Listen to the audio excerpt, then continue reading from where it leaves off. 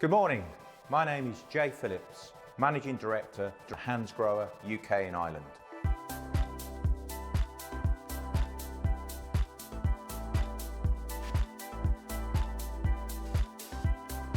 It's my great pleasure to welcome you to the Hansgrohe Water Studio, albeit virtually. We are delighted that you're able to join us for this exclusive launch event of AXOR One, our new collection with renowned British designers Edward Barber and Jay Osgerby. This year, 2021, also represents an exciting company milestone. As we mark 120 years, we celebrate our rich heritage of design, quality, innovation and responsibility. As a business, we strive to deliver unsurpassed and sustainable experiences with water. That's what drives us forward, creating true value for all our customers.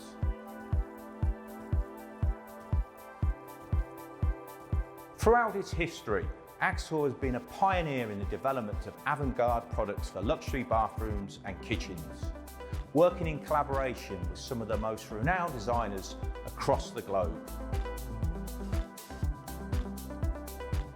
So, 6 years on from our first collaboration with Barber Osgerby, we are incredibly proud to launch this new collection.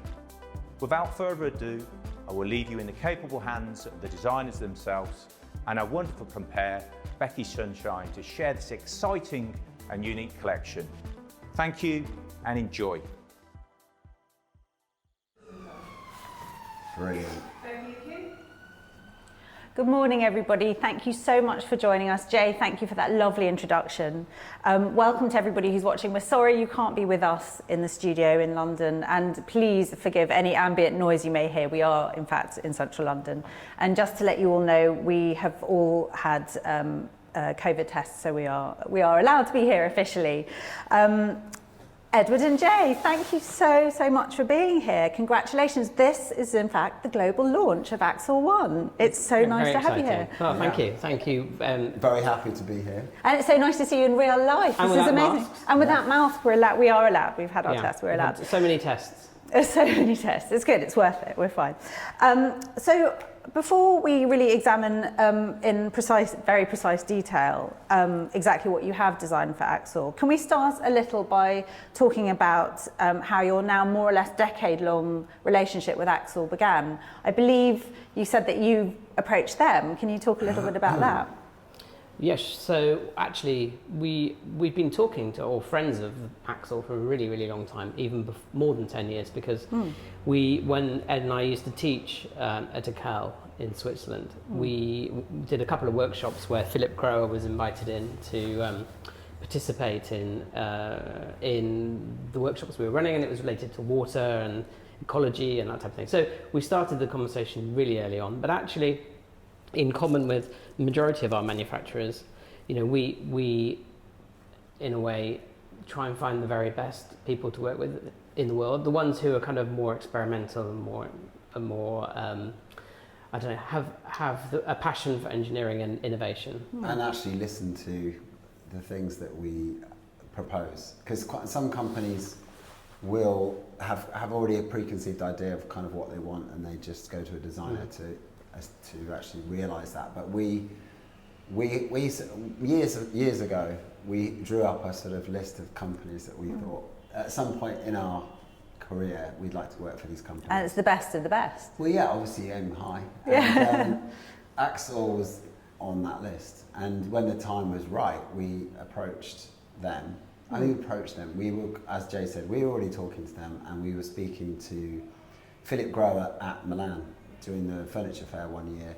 We talked to him about some ideas, and that's how it started. Yeah, and and so it started as a conversation. We didn't approach them with ideas or a design or anything like that, or it was more just to try and, you know, like any relationship, see if it could work. Yeah, and that's very much how you work as a studio generally, isn't it? That sort of it's this sort of lovely dialogue before you've actually said, we're going to make you a tap. Yeah, because ultimately what you're looking for is a long-term relationship. No one really wants to just do a one-off project with a company, because the amount of effort that goes into that, and, you know, finding your feet, understanding which engineers are the best to work with, and understanding the history of the brands, and that's a lot of effort.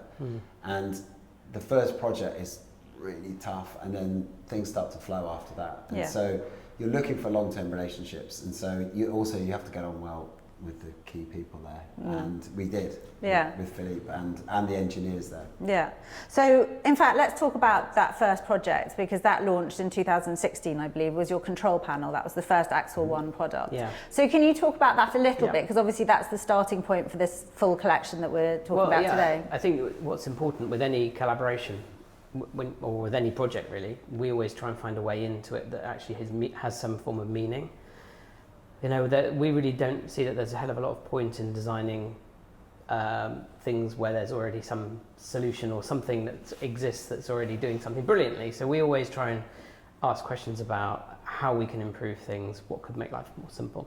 So that's how we started. So we started off on the premise that we wanted to simplify complexity, which kind of maybe sounds a little bit dry, but actually it's one of the hardest but most rewarding things to do. In the shower at the moment, or at least before we did this project, particularly if you're traveling, you enter a shower, it's an unfamiliar terrain, you're naked, you're jet lagged, you don't know whether to do this or this. We've all randomly pressed buttons and turned dials. Yeah, yes. I mean, it's like controlling a submarine. It's not great. So I think it's more difficult, submarine. Submarine is slightly more difficult, but at least you've got a periscope and you're not naked. But occasionally, I suppose you could be. But in this case, we saw the problems, and we thought, how do we do that? We sat down with the engineers at AXOR and we challenged them and to help us solve the problem of making something easy. But I think that's the thing about all the projects, as Jay was saying, we try to find that sort of moment of innovation, and that typically comes from the engineers within the company, because they'll say, there's a new technology we're looking at, or there's a new engineering whatever, and that'll be a starting point. Even sometimes they'll say, we've discovered something, but we don't really know. It seems like it could be interesting, but we don't know what to do with it. Yeah, and that's actually really common, isn't it? That's very common. And they were talking about how you could control water in a sort of binary on-off way, rather than typically a tap is a screw thread where you undo it and the pressure builds as you unscrew it. And this was a way that we discussed with them of how we could control it much more precisely. So for perhaps the people who are watching who are not totally familiar with the control panel, can you just explain very briefly how it works? Really, it's very simple in a way. I mean, most people would assume that on-off is controlled electronically, but actually it's more like a ballpoint pen. So you can click it on and click it off. So simply put, it's a shower control panel which consolidates all of the functions, so temperature, flow, diverting between hand overhead and hand shower and so on, in one place, which means it's really simple to use. It's on-off, it doesn't waste water, but behind the wall, the stuff that you don't see, it's also rationalized all of the plumbing at the back and simplified, and it also means that it uses less stuff to do a better job. And it's mechanical, there's no electrics. So it's called AXOR One, and it's behind us here. Yep. So that's it there in the centre. And so the thing you can do with that is you can have 1, 2 or 3 different controls on one panel. So if you've got a bath with a hand shower and an overhead shower, you can control everything from that one panel. Yeah, so it's a switch basically, but it's super simple. So that launched 5 years ago, but I'm assuming that actually that was always going to be the starting point, that there was always a bigger collection in your minds. Yeah, definitely. And I think that at the very beginning there was a lot of talk, because there were other companies who'd introduced switch technology, but it was electronically controlled. And both AXOR and us felt that electricity and showers, whilst I'm sure it is very safe, it just didn't feel right to have coloured LED lights and to have electric switching within a bathroom felt wrong to us, and so that's why we tried to work on a way that was controlling it precisely but without the power. Yeah. So and actually your work generally is so much about this kind of experimentation, isn't it? You were saying, the sort of simplification of what would seemingly be complex. The whole thing, the battle that we always have is simplifying complexity, but without rinsing the soul out of it. Yeah. And it's it's tricky, because what we don't want to do is we don't want to over embellish a thing, because whilst it might be attractive to some people, for some of the time you soon tire of that over expression. So we do try and, where we can, find new ways of doing things and make the object itself really intuitive to use, but still have character, something that you still can fall in love with and live with for a long time. So I feel like if anyone understands partnership and collaboration, it's the two of you. And actually, I realised it's 25 years of your studio this year. Did you realise? Congratulations. Shocking. I mean, Is I that think- 1996? Is that like, Is it do you have to, 25 I think years? you have to buy me something silver, don't you? Is that right? It's But it's funny you should mention it because I've got something here. yeah, I'll get a silver fruit bowl. We've been working together since 1992. Well, so it's even longer, but Yeah. the studio At in its college. official At college, so that's capacity. nearly 30 years now. Yeah, gosh, yes, it is. Yeah. But yeah, I mean, I don't know. We don't really know when the studio really actually started because we've been working together before that. Yeah. We're not quite sure whether it's when we got some cards printed. Well, whoever or wrote we your- got a bank account or something. for Oh, the okay. studio. Well, Have we- whoever have we wrote got your one? website said 1996. So Yeah. just so you No, know, it is, but we're not quite sure. But you see, the thing is, I guess, that in a way, the fact that we have always worked together is sort of, in a way, set the ground for our, the way that we work with other companies. Well, so that was well done, because I was just leading into that, because right. actually that's the way AXOR works. Of course, Yeah. they work with a really interesting range of external architects and designers, and maybe people who wouldn't necessarily be the obvious choice to work on the bathroom in this way. So can you talk a little bit about the collaboration process that you had with AXOR? Because I know you spent quite a lot of time in the Black Forest at their headquarters, A lot of time in the shower. time I chatting think- to their development team. Yeah. I mean, every company we work with and every project we work on is fundamentally about collaboration, because whether it's between the two of us, between us and our studio team, the engineers, the creative directors, whoever it is, if you can't work with other people, then you shouldn't be in design. And it's partly because you have to be able to persuade too, but without being prima donna. So, we spend quite a lot of our time trying to get our own way in a very nice way, don't we? We both grew up with two brothers, and so Oh, that helps, we yes. had to negotiate and find a route through various situations, and Yeah. so I think we had quite a good sort of grounding in that area. Yes. So can you talk a little bit about the experience of working with the engineers in AXOR? Because I remember when we spoke in preparation for today, we prepared for today, that you really loved the expertise and the sort of intensity with which the engineer, and they used lots of hand rubbing when you gave them problems. Well, that's the thing. I think that unlike so many other companies, the guys that we work with in the Black Forest at AXOR,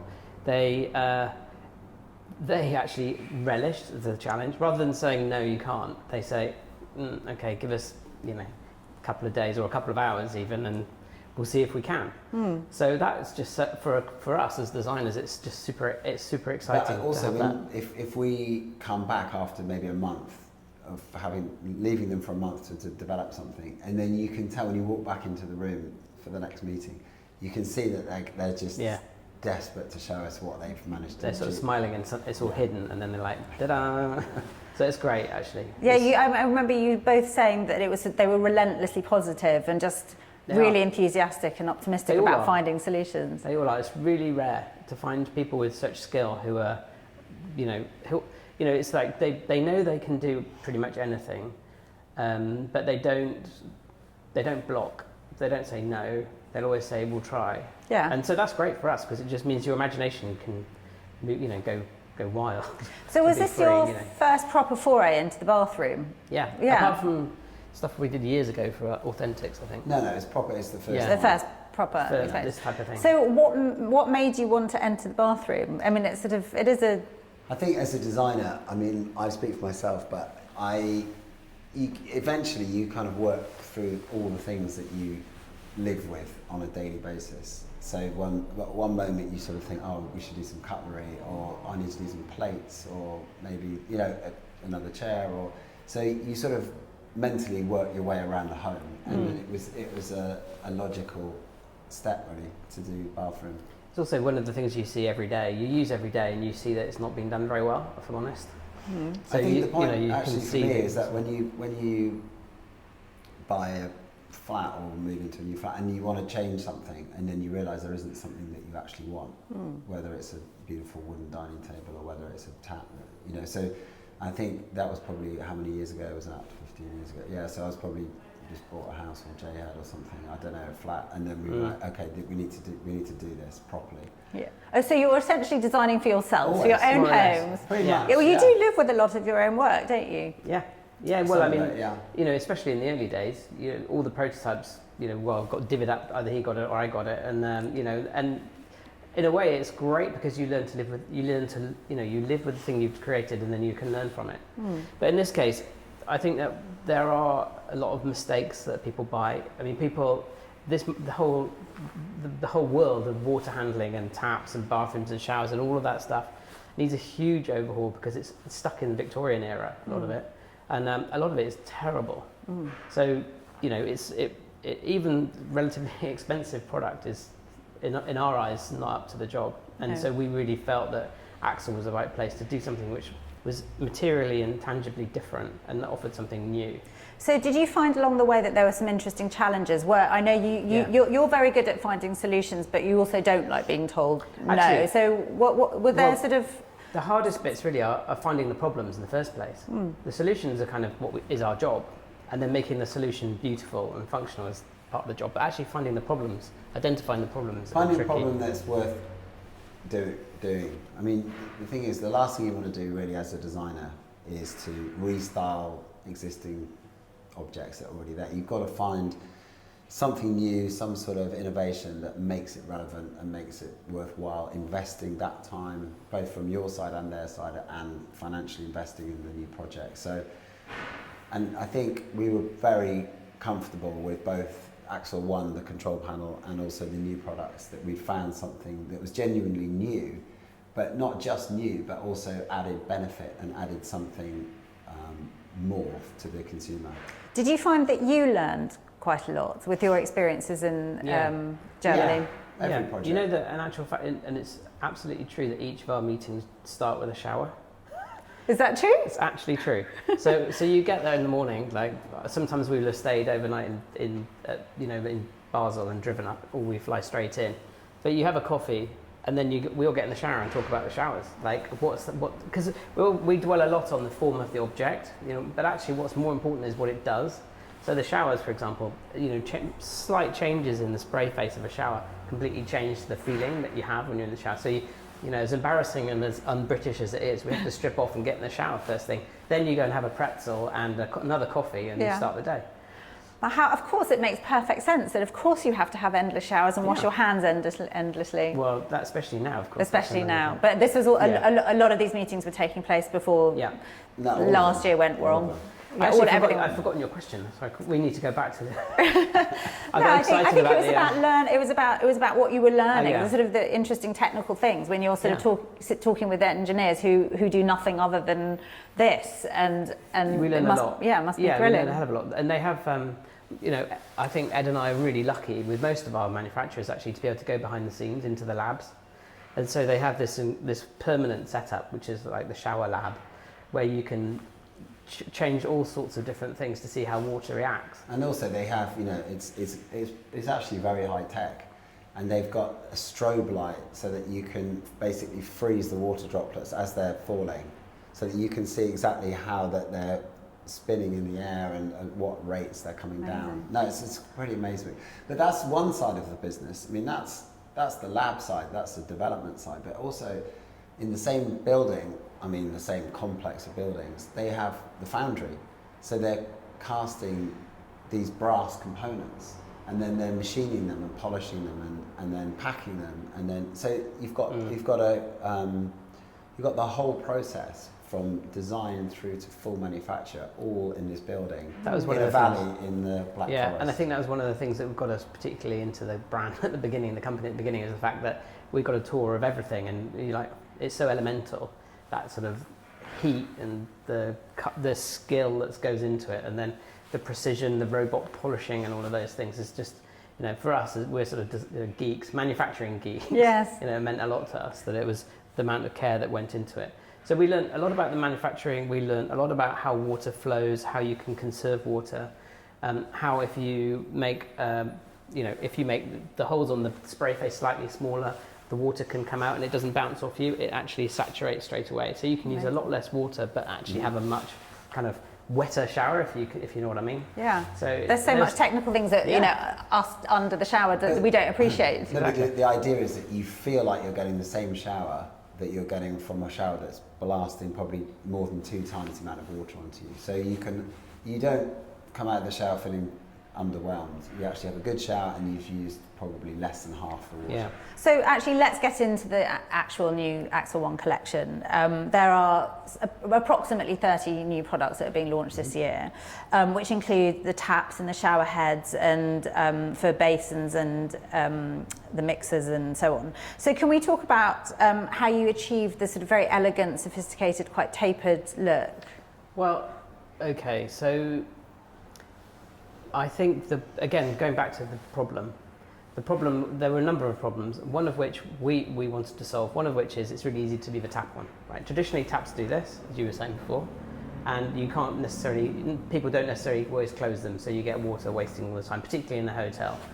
So we wanted to bring what we learned from the AXOR One control panel into a tap, and asked the engineers whether we could put the on-off mechanism onto an inline spout.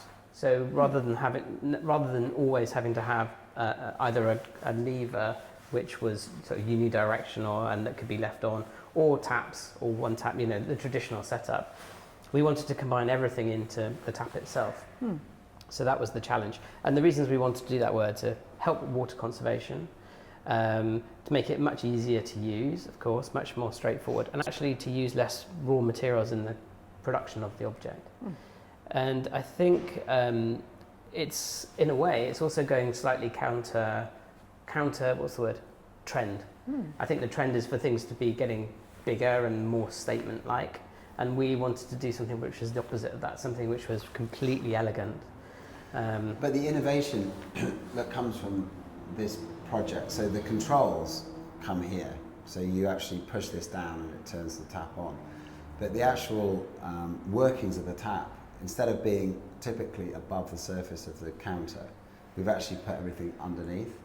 So the workings are there, but it's just been transferred underneath, so that you can keep that simplicity all above the top, all above the surface. And as you said, that's also been cast. That's so rather than. I mean, the natural thing to do, I suppose, normally people would assume that what you do is you'd get some tube and bend it, and of course you can't do that because you can't put all of this movement into a tube. So the whole thing is cast, and so we took the opportunity to taper it. Now, when you're standing in front of something like that, your eyes are here and you're looking at it.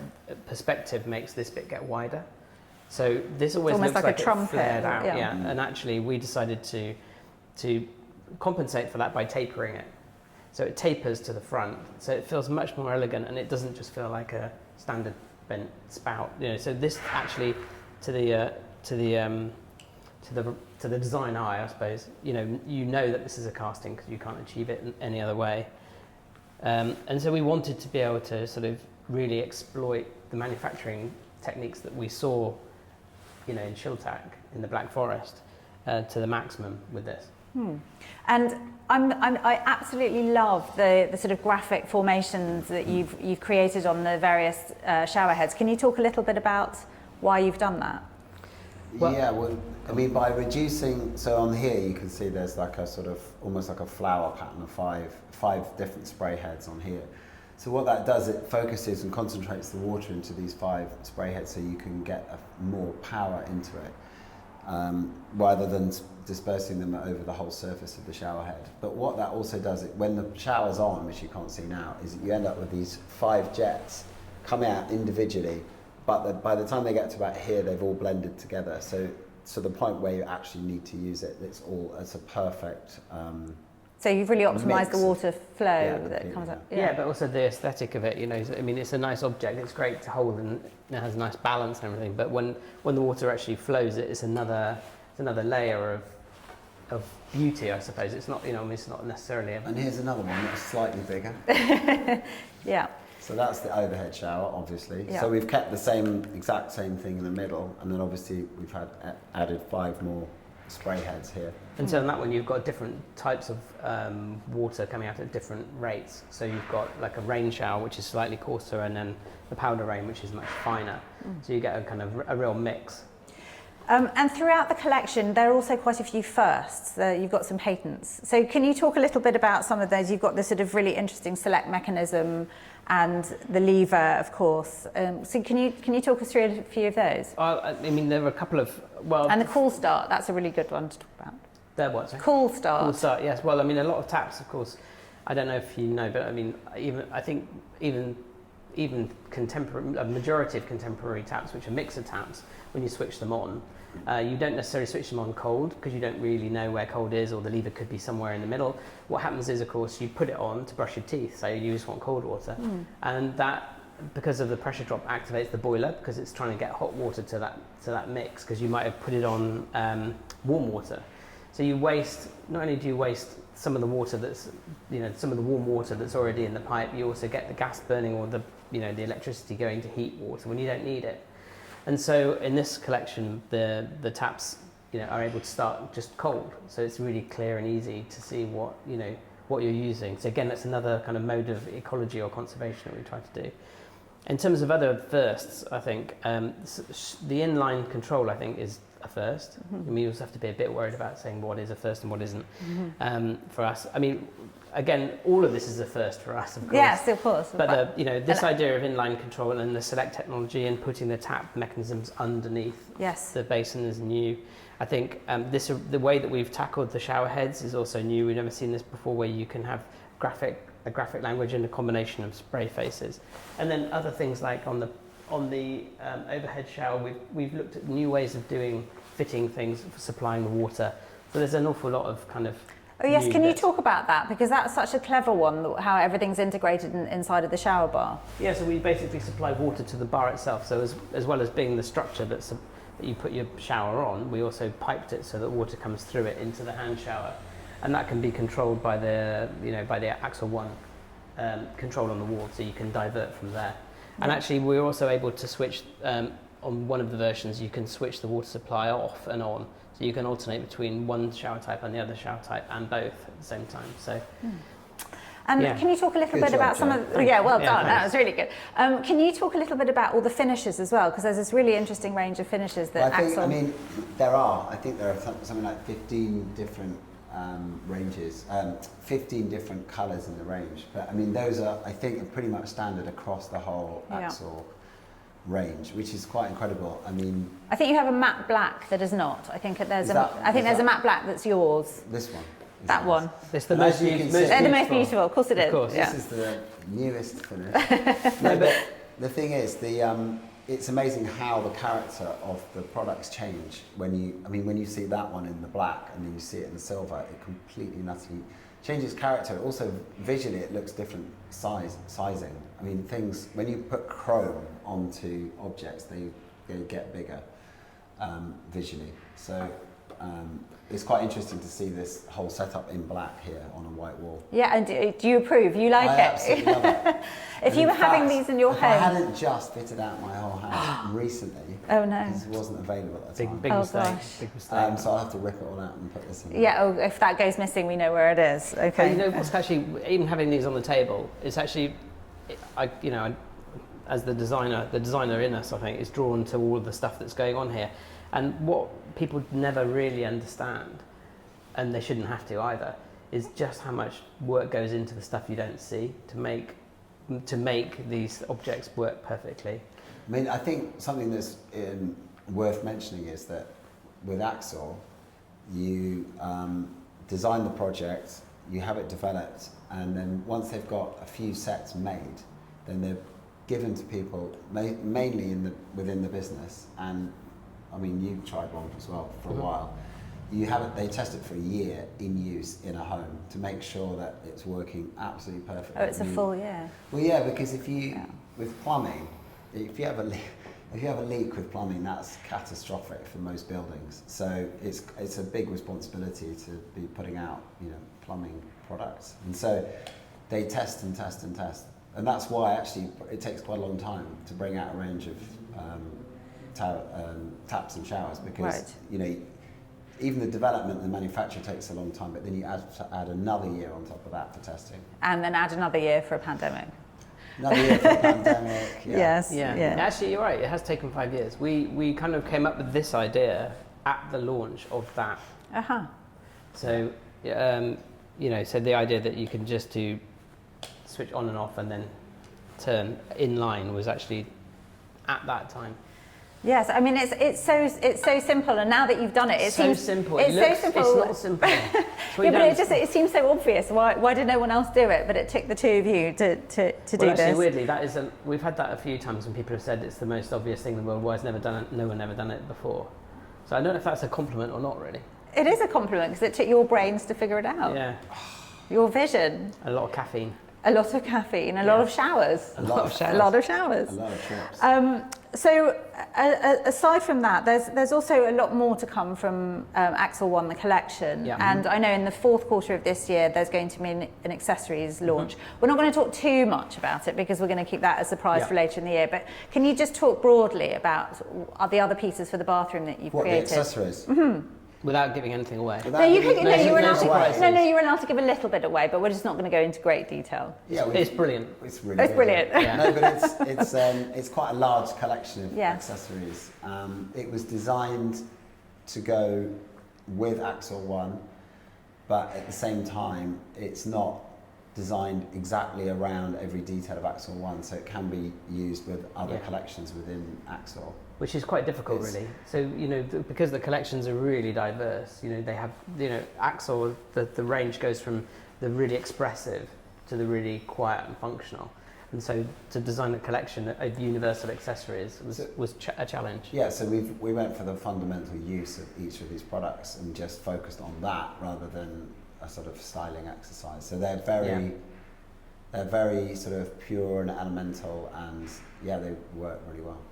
So One would hope. One would hope. I've just realised, and I'm so sorry, I should have done it at the very beginning of our talk. I forgot to mention to the people watching that at the end of our conversation, we're going to have a little Q&A session. So if anybody has any questions, please put them in the chat, and they will be sent to me, and then I can. Nothing too difficult. Really complicated really questions. Simple things. Yeah, like, it doesn't have to be about. It doesn't have to be about AXOR products either. It could be any. No, of course it does. Of course it does. That's why we're here.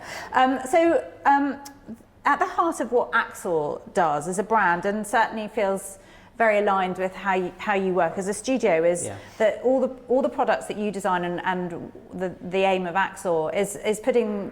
It sounds obvious, but putting the human at the heart of it, that the interaction between the product and that person is key. Is that why you've sort of gone for no sort of very complex technology behind, that's obvious, that you've simplified it? Is that something that's in your thought process when you're designing? Answer that in 50 words. The thing is, when you go to the bathroom, you're there for a functional reason. It's not like, when you're watching TV and you're watching a film, and you want to have a shower, you want to enjoy it. So you want to strip away any of the complexities, make sure it works perfectly and easily turn on and off. And it's really just getting down to the very most basic function. And so that happens through the visual side of it as well. I mean, obviously taps in the old days where the function was there and they were really ornate and they were, designed to fit the style of a bathroom. What these are designed to do is to fit in any bathroom. So we can imagine these taps in a beautiful old, maybe not in black, but if you imagine them in one of the more shiny finishes, they could be in an old Italian palazzo, or it could be in a really modern apartment. We sort of try and do that with everything, actually. Mostly, when we work on things, we imagine them to be universal. We don't design them to be specifically for one person in one apartment in one place. They're designed to coexist in so many different ways in different places, in different environments, as Ed says. And this is and by making something which is simple to use and beautiful, it naturally does that by itself.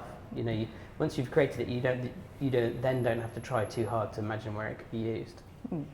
And actually, AXOR's been working on this sort of quite interesting campaign in the background about compact living and sort of what we mean by luxury, which is a a funny old word that's sort of overused and Well, luxury. It's difficult. We need some new words. For yeah, luxury, we do. We are. And obviously, there's sort of lots of discussions going on about sort of maximising perhaps smaller urban spaces, and I wondered if that is that was something in your thinking, and that it was about making this sort of smaller and more personal. I don't, because there's a subtlety to the products. My mum always used to say that, obviously to try and make me feel better about being short, that small things, beautiful things come in small boxes. And she was not necessarily right with me, but the collection itself is, I guess, testament to that, in that we've tried to reduce the amount of material that's used to give you perfect function, joy and beauty. And we're using less, which is good for the world. We're making stuff which will last a really bloody long time, that's been tested unbelievably rigorously. And I think as a byproduct of that is a smaller object that feels more at home in smaller spaces. But it could, I'm sure it'd be fine in a big space, and have lots of them. Yes. But if you look on the market, as I was saying before, things have got bigger and bigger and bigger, No, I was more going to say expressive. that, quite often designers are designing things to look more flashy and more opulent, and therefore the scale goes up as well. I think we just felt that was, well, we know it's not the sort of essence of how we design, and so we did the absolute opposite of that. Yeah, that feels very much who you are as designers, that you go for sort of elegant and refined and but it's not quite minimal, is it? But it's not an intellectual pursuit about making barely anything either. It's about, we acknowledge the fact that people do need to buy stuff. People do need taps and showers. The population of the world is growing. There is demand for things, so we have to make stuff that's really smart.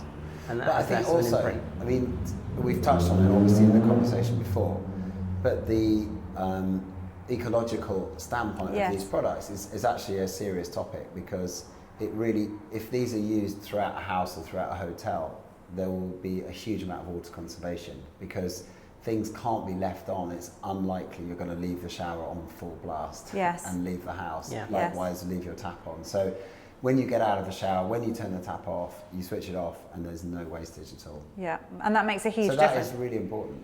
Yeah, and I would have thought that, part of your thinking, and I'm sure for AXOR, that, you buy something beautiful that will last a really long time, and then you buy less, hopefully, and that it will last. And I mean, it's a bit cliche to say those things, but they're honestly true, and it's genuinely how we do it, how we run our studio, and it's why we work with the best in the world, because it's the sort of hope that everybody has. Yeah. And bathrooms, it's a big commitment, and it's because it's something which actually fixed in situ. People don't change their bathrooms very often. No. So it has to deliver every day, multiple times for 10, 20 more years. Yes, more than a lifetime, and we won't be here to Yeah, I mean, imagine that people will unplumb these and hand them onto their children.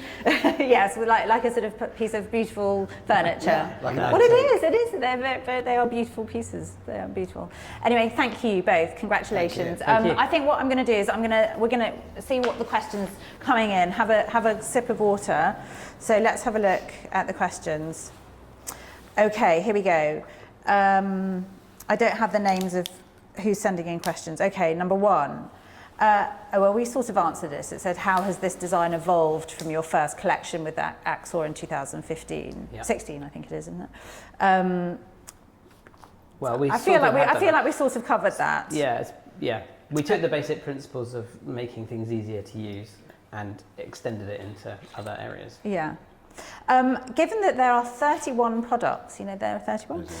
Is it more? No, it's 31. It's 31 products in this collection. How long did the process take from start to finish? Well, it took, after, not including that one, and there's a couple of variants of that, and I think it was taken 5 years.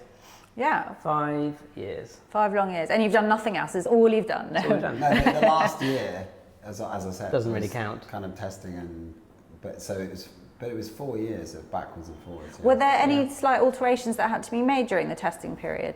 Not that we know. No, not that you would. No, I mean, if it leaked, they probably. I'm sure there are. Yes. Yeah. I mean, there was no design change as far as I'm aware. No, I mean the engineers would be able to answer that. I think probably. I'm sure there was lots of tweaking, but no. Yeah. Okay, so you've mentioned the collection simplifies complexity. When it comes to the design process, how do you know when to stop adding to or refining the design? Yeah. That's a very good question. That's a really good it's question, and something I really wish I'd answered that. No, but it's something that we ask ourselves the whole time, because there is a point where you just stop, but you don't really know why, because it's either a time pressure thing, or the client's getting bored, or I mean, very occasionally you think, right, that's it. It's not going to get any better than this. I mean, for projects like this, you could probably go on and on. Probably. Yeah, you could carry on the styling stuff, but the there is I think there's a sort of sweet spot in the process of design where it should stop, and I think the experience, the expertise of a good designer is knowing when that sweet spot is, because you can overcook something, or you can kind of underdevelop. Or you can kill it, can't you, by overdoing it, so that you actually take everything away. So it's difficult. It's a good question, and it's difficult to answer. You just, when you know. Yes. After 25 years. Well, I think generally when you're working with a good company, there are going to creatively directing people, directors. There are, there's the business, there's the engineers. When everyone is feeling like really excited, actually, that's probably the point. When everyone's excited about it and can see that there's nothing holding us back, that's probably the moment to stop. That's a great question. I'm annoyed I didn't ask it. Write that one down. I will. I've got it on here. It's great. I've got it for next time. When you do whichever the next collection for AXOR is, because I'm assuming there's more to come. Yeah. So much more. So much more. Depending on how today goes. So another question is, we are seeing a growing demand for matte black in the bathroom. Do you think this trend will endure? No. No, don't say No, that. but the thing is, but not one thing apart from chrome, because that's just how people see their bathrooms. Colours and finishes are always in a cycle. There's always a trend. It could be a really long trend, but ultimately it could be a really trend. long trend. But, brass has been incredibly popular in the last 8-9 years. But then probably in 10 years from now it won't be, and it'll be something else. But black, I mean, I think it looks fantastic, but inevitably that'll have a lifespan. I mean, it was in the 80s, everything was black. Right? Yes. And then it just disappeared 15 years later, and now it's come back again. Yes, so cyclical. Yeah. But that's also why, in a way, the design can carry that, because it's so kind of, I guess, simple in itself. Yeah, but what I'm saying, and as Jay said, it's not like next year, forget it. It's because there's such, they're very, colour's different. Colour changes rapidly. But when you're talking about metal finishes in black, they've got a very long lifespan. Yeah. They will still have a cycle. Yeah. This is a tricky one. How would you each describe the collection in 3 words? Brilliant. No. Yeah. 3 words. Why 3 words? You can pick more, or a sentence. That's hard. The obvious choice. The obvious choice. Very good. Edward. No, this is a partnership. You could say the only choice. The only choice. The best range. Yeah. How's that? That's good. Yes, hang on. It says, great presentation, thanks. There we go. Good. Can you please go over again how you adjust the temperature and flow rate on the taps? Okay. Yeah. I had a feeling that might come up because I forgot to do it, didn't I? So actually the flow rate is not controlled. It's predetermined. Because when we were working on the project, we did a hell of a lot of research, and AXOR had done a lot of research. And actually the majority of people switch the tap on or flip it on, brush their teeth, wash their face. They don't actually vary the flow at all. So we decided to just have it so it's an on-off, like that, press down, and then the temperature you can set like that by turning it, and that's it. So there's no variation, and it is. You can predetermine what flow you like when you're actually installing it, but after that you don't need it. People don't really use it. No, we all sort of go. No, it's not a kitchen tap where you do need it. Yeah. In a bathroom people don't do it. They'd already done a ton of research. We did loads of research as well, and actually, it's a completely unnecessary function. It's interesting, and actually, even the concept of flow really only came from the rotary motion of opening a valve, because as you open it, obviously the water flows slowly and then increases. So when you eliminate that type of mechanism, you don't need to also have the use. It's like in a shower. How many times have you got in the shower and thought, oh, I'll just put it on half? You just, Never. everyone just turns it on full every time. So the shower has the same function as Well, the shower is the same. No, you have a flow control on that. Oh, of course, as well. because of the panel, of course, yeah. But you have to do that. But again, no one's ever going to touch that. It's always going to be used at full power. But even on the shower, we decided to put a slight reduction in flow on it, but there isn't a kind of, you can't turn the shower right down. So it's on, you can reduce it 25% on eco mode, which you might want to do. The thing is, because it's so easy to switch it on, switch it off, you can switch it on, and for example, if you're washing your hair, switch it off for a second. Put the soap in your hair and switch it back on. You don't need to turn it down and control it. And because it's a mechanism, you're not using more energy by turning it on and off. Exactly, yeah, exactly. Clever. Very clever. Is that and that's because you've got such luscious thick hair that you know. I need to wash my hair 3 times a day, You know so that. I do know all about that. Let me see. I've got some more questions here. Is this all-in-one controller the first of its kind when it comes to bathroom taps? As far as we know, yeah. That one on the wall. That one is. I think this is as well. Yeah. I mean, there's definitely a patent on that, so I'm imagining it must be. There's a lot of firsts. I mean, that is your aim as a studio, so this is not a great surprise. They don't call us Barber Osgerby Patent Factory for nothing. There's another question. Are the products only suitable for high pressure systems? Good question. Probably. Don't know the answer to that actually. No. I don't think so. I think Maybe it would not the work. taps, I think. I'm pretty sure it would work. It might just be a question of increasing the flow rate. Because I don't know. You're not You sure? need to check. Okay, all You right. need to check. Let's Need be to call honest about Gunther. it. Well, that must be the thrilling thing, is to be able to phone these experts and have all these questions answered. No, it must be fine because you can use it in the UK. We've got a really crap pressure here, so I'm sure it's fine. Yeah. Do we in this country? Oh my gosh, yeah. Is Well, it terrible? it's the worst Is that in Europe. right? Yeah, it's a disaster. Oh gosh, we're not. I mean, in Germany, most houses will have typically 3 bar of pressure, and in London, you're lucky if you can get 1. Right. So if you're lucky here, you can get a mega flow or something and build the pressure No, you up. need to have pumps in this town. In this town. Well, I think that's it. We've got through the questions, and thank you both so much, and I really appreciate it, and congratulations on this absolutely beautiful launch. And I just wanted to say thank you very, very much to AXOR for having us today, and to our audience, and we wish you could be here with us in person, but next time we're delighted. Anyway, thank you very much. Good morning to everyone. Thank you. Thanks.